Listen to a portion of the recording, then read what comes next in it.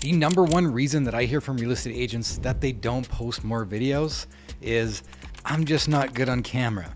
Well, in this video, I'm gonna go over 3 things that you can do to instantly improve your on-camera presence.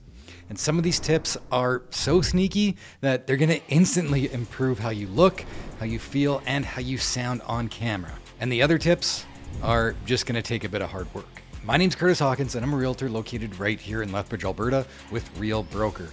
I'm also the founder of the Real Estate One team that is currently the #1 selling small team in the entire brokerage. And I have centered my entire business around video marketing, and today I want to share with you some of these useful tools on how you can get better at talking on camera. So let's get into it. So the first thing that you can do to get better on camera is be you times 2. Now, I didn't actually coin this phrase. I actually heard this from Brad McCallum, who is a fantastic real estate channel in Calgary, Alberta that I'll link here. And if you watch his videos, you'll notice how animated and how excited he is to be on camera.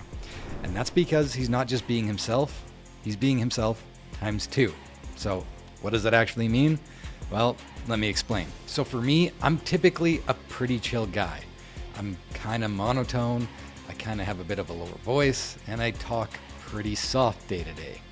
And if I just threw out what I normally talk like on camera, it'd probably come off pretty boring, and you might even consider myself to be bad on camera. So what do I do to get myself to be camera ready? And what should you do as well? Well, again, you need to be yourself times 2. So you need to be twice the level of excitement that you usually are on camera. And when you do that, it's just gonna come off being normal on camera.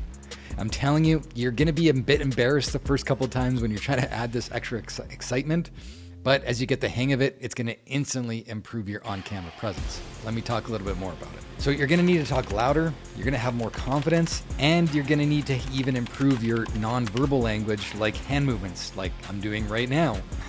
And you're gonna have to have more expression in your speech that's gonna instantly up your game. So let me show you 3 examples right here.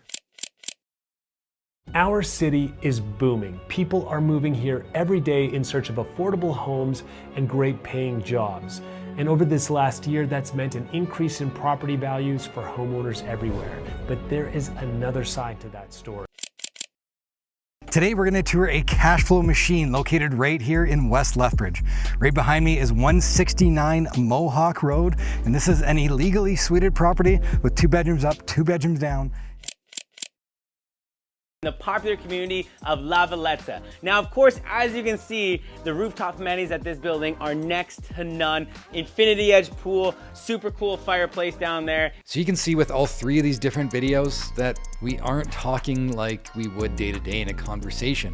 What we're trying to do is inspire some emotion, have people stop the scroll and pay attention. You just need to have that feeling that you actually belong on somebody's For You page. I promise if you do these things and you try to amp yourself up when you get in front of the camera, it's gonna be more entertaining when you watch it back further, even if you think it might be a little bit over the top. I mean, I don't normally talk like this in front of people. I'm not usually waving my hands. Like I said, I'm usually a little bit more monotone and a little bit more quiet and a little bit more reserved, but I promise it's gonna make your videos a little bit more exciting. The next thing that's been a real game changer for me has been scripting.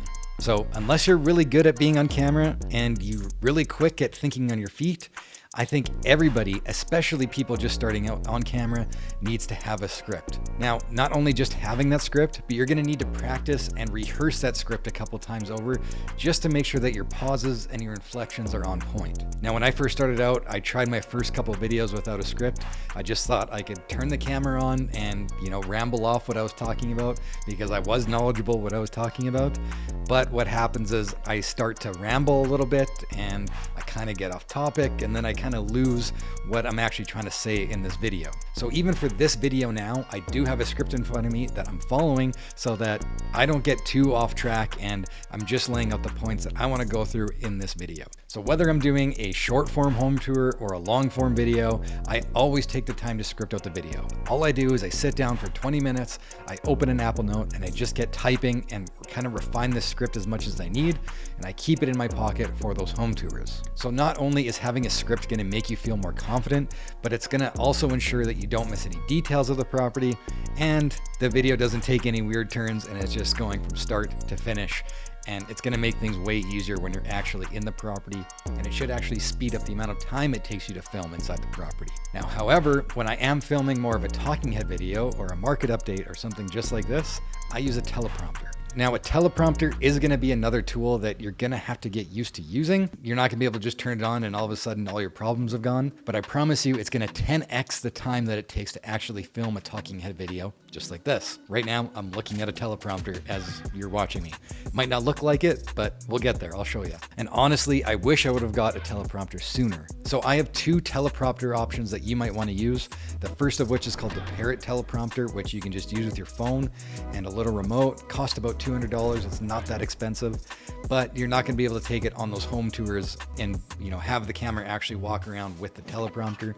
That stuff you're going to have to memorize and just get used to a script. However, when you're in a talking head studio just like this, you can put the camera in behind the teleprompter and turn it on, and you can just read the lines as they are here. The other option that I use, which is definitely more stationary because it needs to be plugged in, is called the Elgato teleprompter, which kind of acts like a second monitor as well, and that's about $320 Canadian.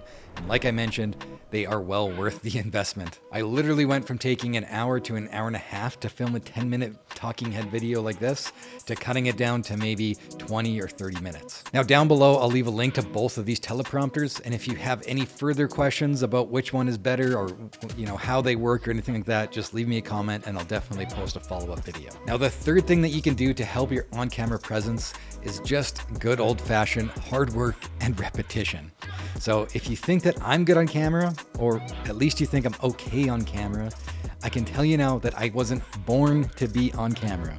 I bet you if you ask any of the people I went to high school with, none of them would have predicted that I would have been on camera as much as I am now. I have filmed hundreds of videos, and let me tell you that my first videos were pretty cringy and they didn't get a lot of views, but that's just the way it is. And I certainly didn't learn any of these tips I'm sharing with you now without going through that process. Literally, it took me years and years of practice to continually try to get better and improve my on-camera presence. And I know with a little bit of hard work, you'll be able to do the same as well. Thank you guys so much for watching this video. And if you guys like this video and want to learn more about video real estate marketing, feel free to check out all the other videos on this channel. And if you guys never want to miss another one, just subscribe.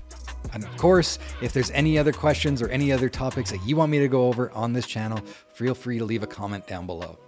Thank you so much, and we'll see you on the next one.